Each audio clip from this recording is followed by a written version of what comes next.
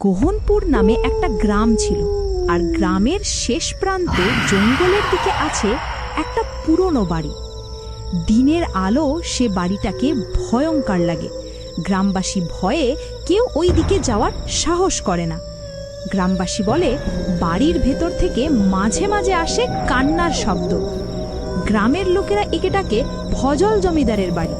সবাই জানে সেখানে নাকি ভূত আছে। গরমের ছুটিতে শহর থেকে গোহনপুরে এলো তিথি তার নানির বাড়িতে বেড়াতে। তিথি ছিল কৌতূহলী ও সাহসী মেয়ে, কিন্তু গ্রামের বয়োজ্যেষ্ঠরা সবাই বলে ওই বাড়ির কাছে যাস না। এটা শুনে তিথি আরো কৌতূহলী হয়ে উঠল। রাতে খাবার সময় তিথি তার নানিকে বাড়িটার ব্যাপারে জিজ্ঞাসা করে। তার নানি তাকে বলতে চাইল না, তবুও তিথি তার নানিকে বাধ্য করলো বলতে। তার নানি বলতে শুরু করে, অনেক বছর আগে এই বাড়িতে থাকতো নিষ্ঠুর জমিদার ফজল। এক বৃষ্টির রাতে গরিব এক মহিলা তার কাছে আশ্রয় চাইলে। জমিদার সাহেব বাড়িতে আছেন? জমিদার বলল, কে কে বলছো কে? জমিদার ঘর থেকে বের হলো। জমিদার দেখলো একটি গরিব মহিলা দাঁড়িয়ে আছে। তখন মহিলাটি বলল, আমাকে একটু আশ্রয় দেন, এই বৃষ্টিতে ভিজে আমার খুব ঠান্ডা লাগছে, যদি আমাকে একটু আশ্রয় দিতেন। যা এখান থেকে, যা দূর হ আমার বাড়ির সামনে থেকে। কোথায় থেকে যে আসে এসব গরিব ফকিন্নি মহিলা। এই বলে জমিদার বাড়ির ভেতরে চলে গেল। মহিলাটি তার কাছে কত আকুতি মিনতি করে, সাহেব একটু দয়া করেন সাহেব। কিন্তু জমিদার তাকে সাহায্য বা দয়া দেখায় না। তারপর মহিলাটি বৃষ্টিতে ভিজে ঠান্ডায় কাঁপতে কাঁপতে মারা যায়। আর তারপর থেকে এই বাড়িতে তার আত্মা ঘুরে বেড়ায়। এর পরপরই জমিদার সেই বাড়ি থেকে চলে যায় আর গ্রামে ফিরে আসে না।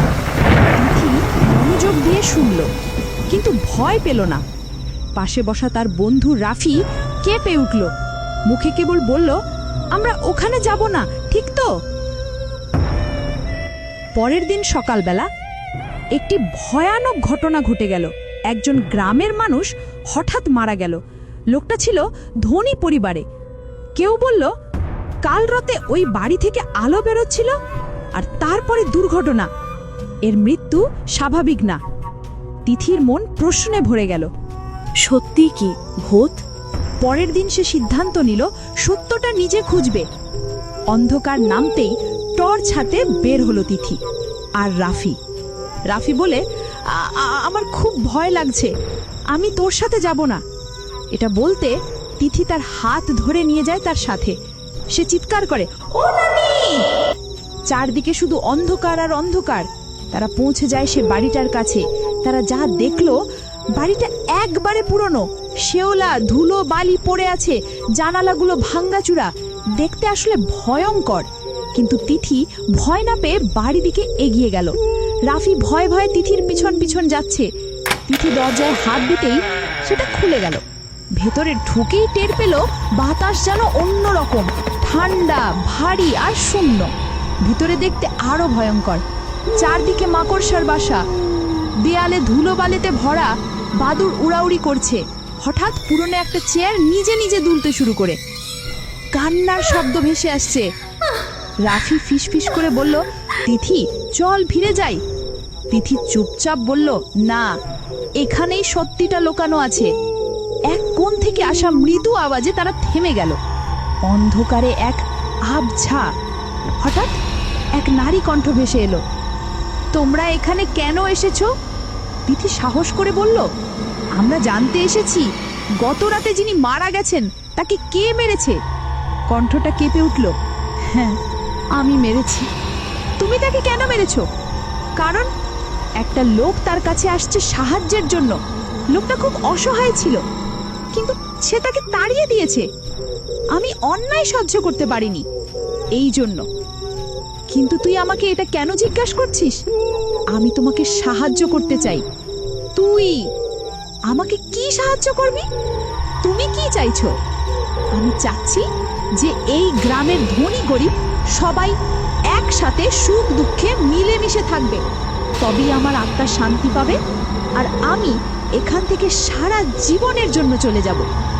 তিথি বলল, আচ্ছা ঠিক আছে, আমি কাল সকালে গ্রামবাসীকে খবর দিয়ে সব কিছু খুলে বলবো। এই বলে তিথি আর রাফি সেখান থেকে চলে এলো। ভোরের আলো ফুটতেই তিথি আর রাফি আরো কয়েকজন মিলে গ্রামবাসীকে খবর দেয়। তিথি গ্রামবাসীকে সব খুলে বলে। তার কোনো দোষ ছিল না, অন্যায়টা করেছে ফজল, এবং তিথি তার শর্ত কথা সবাইকে বলে। সবাই তার শর্ত রাজি হয়ে গেলে সেই মুহূর্তে জোরে ঝড় উঠে ধুলোবালি উঠতে শুরু করে। কয়েক মিনিটে ঝড় থেমে গেল। তিথি বলে, আজ থেকে গ্রামটা মুক্ত।